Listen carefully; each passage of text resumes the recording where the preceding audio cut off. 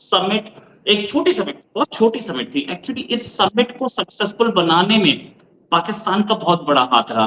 पाकिस्तान ने इसको इतना इतना इतना उछाल दिया कि ये एक इंटरनेशनल इवेंट बन गया, वरना इवेंट्स G20 के हमारे पास 500 से ज्यादा इवेंट्स इस साल होने हैं। इंडिया के पास पूरे पाकिस्तान में इतना इन्वेस्टमेंट नहीं पहुंचा है पिछले 2 साल में जितना इंडिया में। आप ये चीज आप कश्मीर में जितना सिर्फ कश्मीर, इस सब में मोदी जी का कितना बड़ा हाथ है? प्राइम मिनिस्टर मोदी की एक पॉपुलैरिटी है, एक इंडियन डायस्पोरा है बाहर, और प्राइम मिनिस्टर मोदी की पॉपुलैरिटी इस हद तक है कि आप समझिए कि पापुआ न्यू गिनी के प्राइम मिनिस्टर ने उनके पैर तक छुए। किया था कि कश्मीर में जो डेवलपमेंट हुआ है पिछले करीब 10 साल में वो हम दिखा सके, और वो अगर पाकिस्तान इसके खिलाफ इतना ह्यू एंड क्राई ना मचाता तो हम बता नहीं पाते। अब पूरा इंटरनेशनल मीडिया वहां खड़ा है, सारे लोग वहां खड़े। मुझे बता दे कि इस इंटरनेशनल मीडिया ने क्या क्या सिलीगुड़ी का इवेंट कवर किया था, क्या अरुणाचल का इवेंट कवर किया था? नहीं किया था। ऐसे ही इवेंट्स उड़ीसा में हो रहे हैं और तमिलनाडु में हो रहे हैं, कोई इवेंट्स ऐसे कवर नहीं हुए थे जैसा ये कवर हुआ। क्यों हुआ? क्योंकि पाकिस्तान ने इसको ऐसा इशू बना दिया, और उस इशू के बाद कि कश्मीर हमारा है, पाकिस्तान ऑक्यूपाइड कश्मीर, गिलगित बाल्टिस्तान भी हमारा है, और हम उसे लेके रहेंगे। पाकिस्तान क्या मानता है क्या नहीं मानता मैं उसमें नहीं जा सकता, या इतना लोग पसंद करते हैं। ऑफ कोर्स वो रिप्रेजेंट करते हैं वर्ल्ड की 5th लार्जेस्ट इकोनॉमी को, और वो रिप्रेजेंट करते हैं 4th लार्जेस्ट मिलिट्री पावर को, और वो रिप्रेजेंट करते हैं एक ऐसे कंट्री को जो अगले महीने, या बोलिए कि अगले से अगले महीने मींस 1.5 महीने बाद के आसपास तीसरा चंद्रयान भेजने वाला है, चांद पर एक प्रोजेक्ट भेजने वाला है अपना।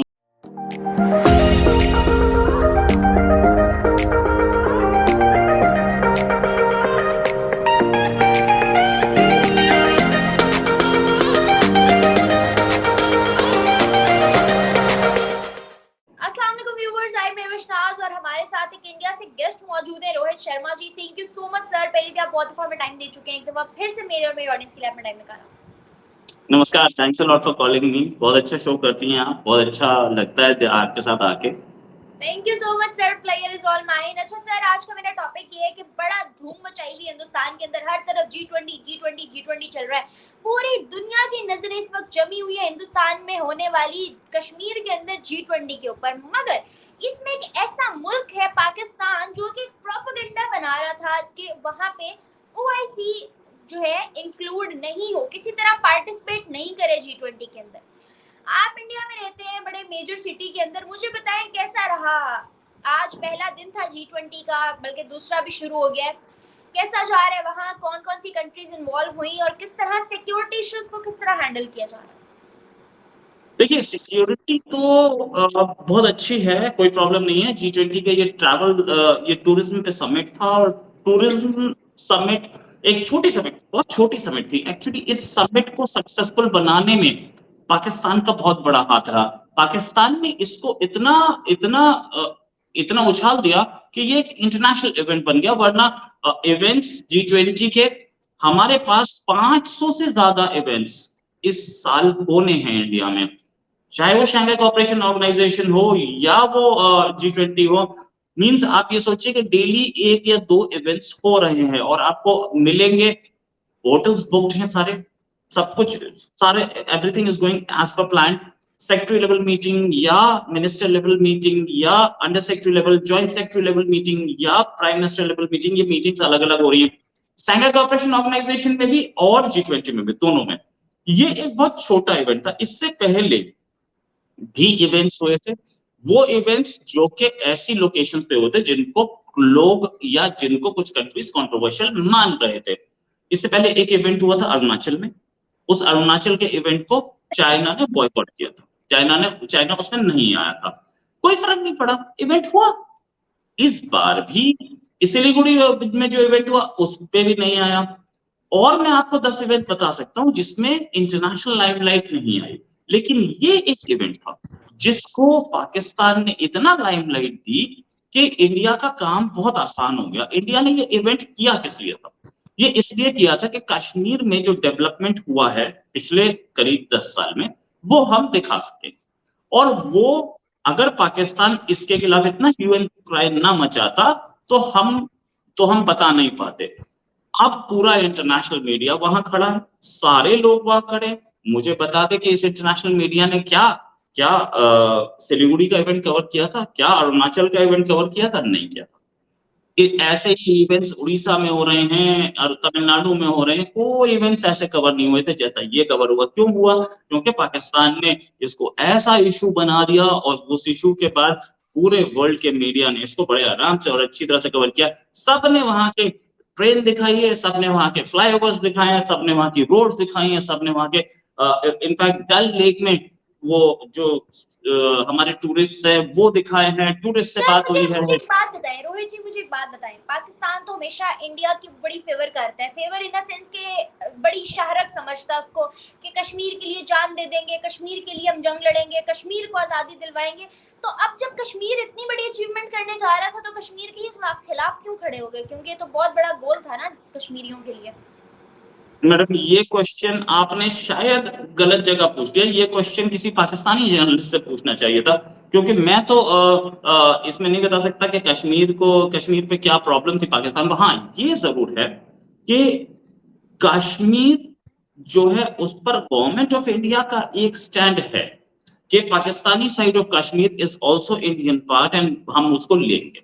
ठीक है, पाकिस्तान इस साइड ऑफ कश्मीर को अगर अपना मानता है तो वो पाकिस्तान की प्रॉब्लम है। पाकिस्तान एंटार्क्टिका को भी अपना और चांद को भी अपना मान सकता है। We have no problems in it. Sir जहां आपने तक बोला कि मुझे पाकिस्तानी से पूछना चाहिए था, मैंने ये आज दूसरी दफा ये सवाल किया। मैंने कल एक पाकिस्तानी जर्नलिस्ट से ऑलरेडी इसका जवाब ले लिया, तो उन्होंने कहा मुझे नहीं पता इंडियन क्या सोचते हैं, लेकिन मेरी नजर में तो इसका जवाब ये होना चाहिए। मैंने इसी वजह से वो सवाल दोबारा आपसे किया है कि इंडियंस को क्या लगता है पाकिस्तान क्यों टांग कर रहा है बार बार? देखिए, सच ये है कि एक स्टेटेड पोजीशन है। अगर आप हिस्ट्री में जाएं और इसमें बड़ी सारी डिस्कशंस हुए हैं, मैं उस डिस्कशन में जाना नहीं चाहता कि इंस्ट्रूमेंट ऑफ एक्सेशन किसके हाथ में है और पाकिस्तान ने कितनी यूएन की करारदाद मांगी है, मैं इसमें नहीं जाना चाहता। मैं इसमें जाना चाहता हूँ कि इंडिया की गवर्नमेंट की स्टेटेड पोजीशन है कि कश्मीर हमारा है, पाकिस्तान ऑक्यूपाइड कश्मीर, गिलगित बाल्टिस्तान भी हमारा है और हम उसे लेके रहेंगे। पाकिस्तान क्या मानता है क्या नहीं मानता मैं उसमें नहीं जा सकता। पाकिस्तान एंटार्क्टिका को अपना मानता है तो पाकिस्तान मानता रहे, अपने मैप में दिखा दे। पाकिस्तान ने जूनागढ़ भी अपने मैप में दिखाया था, क्या हो गया? ठीक है, तो ये इससे कोई फर्क नहीं पड़ता। अब आते हैं इस पर, ये कि कश्मीरी का फायदा किसने किया, इस पर आके बहुत क्लियर हो जाती है बात, बहुत वाजे हो जाती है कि डेवलपमेंट कश्मीर में, इंडियन साइड ऑफ कश्मीर में अभी जितनी भी आप रिपोर्टिंग देख रही हैं, वहां से वहां की ट्रेन दिखाई जा रही है, वहां पे टूरिस्ट दिखाए जा रहे हैं, वहां पे इस समय मैं बताऊं 7 लाख करोड़ का इन्वेस्टमेंट आया है Pakistani side, Indian side of Kashmir में 7 लाख करोड़ का, जब से ये 370 हटी। और इससे पहले तो आप जमीन खरीद ही नहीं सकते, तो इन्वेस्टमेंट कैसे आता? आप जमीन खरीद सकते हो, अब वहां इंडस्ट्रीज लग सकती हैं, अब वहां पावर प्लांट लग सकते हैं। 7 लाख करोड़ का, 7 लाख करोड़ से ज्यादा का इन्वेस्टमेंट है, जिसमें से 500 करोड़ का फॉरेन इन्वेस्टमेंट। ये दूसरा, कश्मीर में 5 लाख एडिशनल जॉब्स हम लोगों ने दी। अगर इस पूरे को आप देखें तो ये एक फिगर एक ऐसी है 7 लाख करोड़ की, जो कि शायद पाकिस्तान के पास, पूरे पाकिस्तान में इतना इन्वेस्टमेंट नहीं पहुंचा है पिछले 2 साल में जितना इंडिया में। आप ये चीज आप कश्मीर में, मुझे जितना बताएं सिर्फ कश्मीर। इस सब में मोदी जी का कितना बड़ा हाथ है? क्योंकि जो बाइडेन की अगर हम देखें तो बहुत एहसन तरीके के साथ उन्होंने जो है उनको सलाम पेश किया, बड़े कल्चरल तरीके के साथ। फिर एट द एंड ये भी कहा कि मुझे आपसे सिग्नेचर ले लेना चाहिए, मतलब फैन मूवमेंट रिप्रेजेंट हुआ। तो इन सारी छोटे छोटे मूवमेंट्स को देखते हुए क्या कहेंगे आप, ये मोदी का कितना रोल है इस सब में? देखिए, प्राइम मिनिस्टर मोदी जो हैं वो एक फिगर तो हैं, मतलब इन द सेंस के प्राइम मिनिस्टर मोदी को की पॉपुलैरिटी तो बहुत हाई है। जापान की जो इनके जो फंक्शन था उसकी सारी टिकट्स बिक गई थी और वो बोल रहे थे, बाइडेन बोल रहे थे मुझे आपका ऑटोग्राफ चाहिए। प्राइम मिनिस्टर मोदी की एक पॉपुलैरिटी है, एक इंडियन डायस्पोरा है बाहर, और प्राइम मिनिस्टर मोदी की पॉपुलैरिटी इस हद तक है कि आप समझिए कि पापुआ न्यू गिनी के प्राइम मिनिस्टर ने उनके पैर तक छुए, ठीक है, पैर छू के उनको रेस्पेक्ट दी, ठीक है, नो डाउट। यहाँ पे इंडिया में प्राइम मिनिस्टर मोदी ने भी कई बुजुर्ग लेडीज की पैर छुए हैं, वो फोटोग्राफ्स अवेलेबल है, कोई नई चीज नहीं है। तो ऐसा है कि प्राइम मिनिस्टर मोदी को अपना हाईएस्ट सिविलियन अवार्ड पीजी ने दिया है, पापुआ न्यू गिनी ने दिया है, इससे पहले यूएई दे चुका है, इससे पहले सऊदी अरेबिया दे चुका है, फ्रांस दे चुका है। अगर मतलब इतनी पॉपुलैरिटी है और इतना प्राइम मिनिस्टर मोदी का वो है ऑरा है, या इतना लोग पसंद करते हैं, ऑफ कोर्स वो रिप्रेजेंट करते हैं वर्ल्ड की 5th लार्जेस्ट इकोनॉमी को, और वो रिप्रेजेंट करते हैं 4th लार्जेस्ट मिलिट्री पावर को, और वो रिप्रेजेंट करते हैं एक ऐसे कंट्री को जो अगले महीने या बोलिए कि अगले से अगले महीने मींस 1.5 महीने बाद के आसपास तीसरा चंद्रयान भेजने वाला है, चांद पर एक प्रोजेक्ट भेजने वाला है, अपना मून मिशन मून अपना .3, जो कि ल्यूनर लैंडर के साथ जाएगा और लैंडिंग करेगा, और लैंडिंग करने के बाद वो वहां पर घूम करके बताएगा क्या, ठीक है। इंडिया कुछ कंट्रीज में से है जो कि लूनर मिशन लेके गए थे, इससे पहले एक हमारा पिछला मिशन जो था वो चांद की सरफेस से मून की सरफेस पे ही क्रैश हो गया था, ये तीसरा जा रहा है। उसकी डेट अभी आ गई थी, मुझे एग्जैक्ट याद नहीं है, 15 जुलाई के आसपास कुछ डेट है उसकी। अब बात करते हैं आगे की, 15 जून के आसपास कुछ डेट है। अब बात करते हैं आगे की। अगर हम इस लेवल पे काम कर रहे हैं तो ये भी जरूरी है देखना कि प्राइम मिनिस्टर मोदी कितनी बड़ी इकोनॉमी को रिप्रेजेंट कर रहे हैं और हमारे इंटरेस्ट कहाँ हैं। जापान हमारे साथ कोऑर्डिनेशन में है, क्वाड में।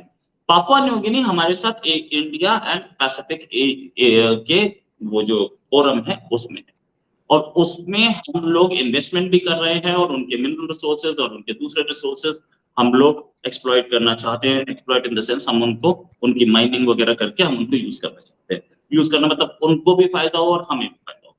ऑस्ट्रेलिया में हमारी कंपनीज ने माइंस खरीदी हुई हैं, हम वहां पर अच्छा काम करते हैं। ऑस्ट्रेलिया से हमारे अच्छे रिलेशंस हैं, और इंडिया ऑस्ट्रेलिया फोरम पे भी प्राइम मिनिस्टर बात करेंगे। ये 3 कंट्रीज के लेग पर हम काम कर रहे हैं इस समय, और प्राइम मिनिस्टर इस समय ऑस्ट्रेलिया में ही है, और जैसे ही वो ऑस्ट्रेलिया से वापस आएंगे तो हमें और ब्रीफिंग मिलेगी कि पूरा क्या हुआ है। सर ये तो थी प्राइम मिनिस्टर के और हिंदुस्तान के करंट सिनेरियोज। मुझे बताएं अपकमिंग डेज में ये G20 पाया तकमील तक पहुंचने के बाद पाकिस्तान का रिएक्शन क्या एक्सपेक्ट कर रहे हैं आप लोग? एक तो पहली चीज मैं चंद्रयान 3 की डेट बताऊं तो 12 जुलाई के आसपास चंद्रयान 3 की डेट आई है। अब दूसरी चीज ये कि आप पूछ रहे थे कि पाकिस्तान का क्या रिएक्शन। पाकिस्तान जो है वो इस समय तो अपनी ही बड़ी प्रॉब्लम्स में फंसा हुआ है, तो हम पाकिस्तान से क्या उम्मीद करें। और पाकिस्तान के साथ एक प्रॉब्लम और भी है, पाकिस्तान अभी इमरान खान को डील कर रहे हैं, और उसके बाद वो बहुत सारे अपनी ही पंगों को डील करेंगे, इकोनॉमी को भी डील कर रहे हैं। तो पाकिस्तान से हमें कोई प्रॉब्लम नहीं है, पाकिस्तान अपनी प्रॉब्लम्स डील करता रहे भाई। We are working on our problems, we are working on global forum. हम ग्लोबल साउथ के लीडर हैं, हम ग्लोबल साउथ के साथ काम करना चाहते हैं, चाहे वो पापुआ न्यू गिनी हो या वो पनामा हो, जहां पे पहली बार कोई फॉरेन मिनिस्टर अभी कुछ दिन पहले पहुंचा था इंडिया का। पापुआ न्यू गिनी को भी ऑस्ट्रेलिया से इंडिपेंडेंस 1975 में मिली थी, और उसके बाद से पहला प्राइम मिनिस्टर इंडिया का अब पहुंचा। तो ये एक देखने वाली बात है कि हम जब बोलते हैं कि हम ग्लोबल साउथ को लीड करेंगे, तो हम सिर्फ बोलते नहीं हैं, we go there and we have a reach for the global south. हम लोग न्यूक्लियर आर्सेनल में भी हैं कैपेबल, और हम लोग उसके साथ साथ ग्लोबल साउथ को लीड करने की बात करते हैं। तो एक हमारी जो दावेदारी है for the security council's permanent membership, ये भी स्ट्रांग होती है। साथ में India becomes a pole in this bipolar world. India is the third pole, America China were the poles till now. हम तीसरी पोल के तौर पे उभर रहे हैं, बन रहे हैं तीसरा पोल, और तीसरा पोल अगर हम बन रहे हैं तो it's good for the world, it's good for India. ये इंडिया के लिए भी अच्छा है, पूरी दुनिया के लिए भी अच्छा है। पाकिस्तान इसको कैसे लेता है अब ये पाकिस्तान बेहतर बता पाएगा, पाकिस्तान इसको अच्छा तो नहीं लेता होगा, मुझे यकीन है, इसमें कोई शक नहीं। सर मुझे एक बात बताएं, आज हम कश्मीरियों के लिए बात करते हैं। पाकिस्तान बेशक कुछ किया नहीं है, मगर बहुत जज्बा दिखाया, बहुत प्यार दिखाया हमेशा कश्मीरियों के लिए। कश्मीरी अगर हम 8 साल पहले जाएं तो पाकिस्तान पाकिस्तान करते थे, और आज 8 साल के बाद वो हिंदुस्तान हिंदुस्तान करते हैं। क्या वजह है? इन 8 सालों में ऐसा क्या गैप आया? क्या सिर्फ एक डेवलपमेंट उनको इतना ज्यादा इम्प्रेस कर गई है, या कोई और रीजन है, या इंडियन गवर्नमेंट ने उनके अंदर हेट पैदा किया पाकिस्तान के लिए, जो वो एक जनरेशन के साथ उनकी थॉट्स चेंज हो गई हैं?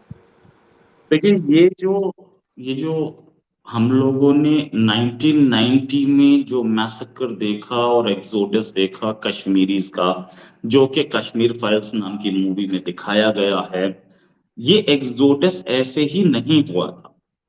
इस एक्सोडस के लिए कई साल से एक एक नारा दिया जा रहा था, और कई साल से उसकी उसकी उसके लिए काम किया जा रहा था वैली में। वो कई सारे एजेंट्स कर रहे थे। With the passage of time Kashmiris को भी ये समझ में आया कि ये 30 साल 1980 से मिड 80 से और हमारा 2020 तक का जो टाइम है, 30-35 साल, ये हमारे वेस्ट हुए और इसमें हम कहीं डेवलप नहीं कर पाए। और एक कंट्री या पाकिस्तान इसका इस्लाम के नाम पे भड़का के वायलेंस करा के और वो फायदा ले रहा था, उसको वहां फंडिंग मिल रही थी दूसरे कंट्री से। उसने यहाँ पे एक ऐसा माहौल बना दिया, एक दहशत का माहौल बना दिया, वहां से हथियार भेजे, जिससे कि यहाँ पर लड़कों को, यूथ को जॉब मिलनी मुश्किल हो गई, टूरिज्म इंडस्ट्री पूरी फ्लॉप हो गई। यहाँ पे कश्मीर में जो फिल्में बनती थी वो फिल्म इंडस्ट्री खत्म हो गई। कश्मीर में आज की डेट में एक सिनेमा हॉल शायद, सिर्फ एक पूरे कश्मीर, ठीक है। एजुकेशन में कश्मीरी यूथ बहुत पीछे रह गया, उसने हथियार उठाए और उसके बाद कश्मीरी यूथ मारा गया एनकाउंटर्स में, या उन्होंने कहीं पे जो भी किया। यूथ तो मरा ही, साथ में उनकी एजुकेशन खराब हुई। वही बुरहान वानी जो कि जिसके नाम पे ट्रेन चलाई गई पाकिस्तान में, वो यंग लड़का अगर वो कहीं पढ़ लिख के इंजीनियर बना होता, डॉक्टर बना होता, तो वो अपने कश्मीरियों की ही सेवा कर रहा होता, कश्मीरियों के लिए ही काम कर रहा होता। और इस बात को मानते हुए कश्मीर के ये बुरहान वानी के फादर ने इंडियन फ्लैग होइस्ट किया, और इस बार, पिछली बार और उससे पिछली बार भी 15 अगस्त पे, और ये बोला भी कि यूथ को एजुकेशन की ओर जाना चाहिए। ठीक है, ये भी एक कहानी है, सोचने वाली बात है कि जो यूथ हमारा भटक गया था, गलत रास्ते पे गया था, बहुत सारे हमारे यंगस्टर्स ने वो टेरर का रास्ता छोड़ के और वापस मेन स्ट्रीम में आए हैं, और उन्होंने अपनी लाइफ दोबारा स्टार्ट की। ये भी हुआ है। तो ह्यूज अचीव। पिछले 30 साल में उन सबको समझ में आया। गवर्नमेंट ऑफ इंडिया ने भी डेवलपमेंट की, और गवर्नमेंट ने डेवलपमेंट के साथ साथ वहां पर यूथ को चैनलाइज किया, यूथ को जॉब्स दी। यूथ अब हमारी आर्मी में आ रहा है, हमारी पुलिस में आ रहा है, अपना काम कर रहा है। कश्मीर में 7 लाख करोड़ आया है पिछले 2 साल में इन्वेस्टमेंट। तो वो इन्वेस्टमेंट आप सोचिए, इतना इन्वेस्टमेंट तो पाकिस्तान के पास नहीं गया। 7 लाख करोड़ मीन्स जितना पैसा पाकिस्तान कितना मांग रहा है, $3 बिलियन ना। $3 बिलियन मीन्स 8,000 करोड़ के आसपास बनता है आपका, इंडियन इंडियन करेंसी में लेता हूँ। 8,000 करोड़ के 8,200 करोड़ के आसपास बनता है आपका $1 बिलियन, राइट। और आप मांग रहे हो 16, करीब करीब आप 30 25 25 के आसपास बनता है। 25 लाख करोड़, 25, हाँ, 25,000 करोड़ के आसपास। और कहाँ 7 लाख करोड़, कितना, जितना आप IMF से मांग रहे हो उससे कितना ज्यादा आ रहा है, ये सोचने वाली बात, राइट। ये कितना सर ज्यादा। वेरी ह्यूज अचीवमेंट, और इन सारी चीजों को देखते हुए आज कश्मीर ने वही सब कुछ दिखाने के लिए G20 कश्मीर में रखी है, ताकि पूरी दुनिया आए और आके देख सके कि वहाँ पे क्या हो रहा है और क्या नहीं। मुझे बताएं, आने वाली हुकूमत, इलेक्शंस भी आ रहे हैं, आने वाली हुकूमत डू यू रियली एक्सपेक्ट के PM मोदी की हो सकती है इन इंडिया? इंडिया में देखो, मैं कोई सेफोलॉजिस्ट नहीं हूँ, मैं कोई ज्योतिषी नहीं हूँ, लेकिन जिस तरीके से अभी अभी तो ये कर्नाटका में इलेक्शन हारे हैं, नो डाउट, लेकिन उससे पहले ये जीते थे, जो इलेक्शंस हुए थे। और अब आगे आने वाले 5 इलेक्शंस, 5 स्टेट्स में इलेक्शंस होंगे, जिसमें राजस्थान भी होगा, छत्तीसगढ़ भी होगा, वो भी बताएंगे। और उसके बाद 2024, इस समय तक हमें ऐसा तो नहीं लग रहा है कि कोई बड़ी टक्कर है प्राइम मिनिस्टर मोदी के लिए, लेकिन फिर भी इलेक्शन है, और इंडियन इलेक्टोरेट किसको चुनता है, किसको इलेक्ट करता है, ये आप अभी तो नहीं बता सकते, बहुत टफ है। Okay sir, thank you so much. बहुत अच्छा लगा आपसे बात करके, तमाम सवालों के जवाब लेके। होपफुली मेरी ऑडियंस को भी मजा आया होगा। फर्दर भी सेशंस रखते रहेंगे। Thank you so much for joining us. हमारे चैनल को लाइक, सब्सक्राइब और बेल आइकन को क्लिक करना आप बिल्कुल मत भूलिएगा। मुझे और मेरे गेस्ट को दें इजाजत। अल्लाह हाफिज।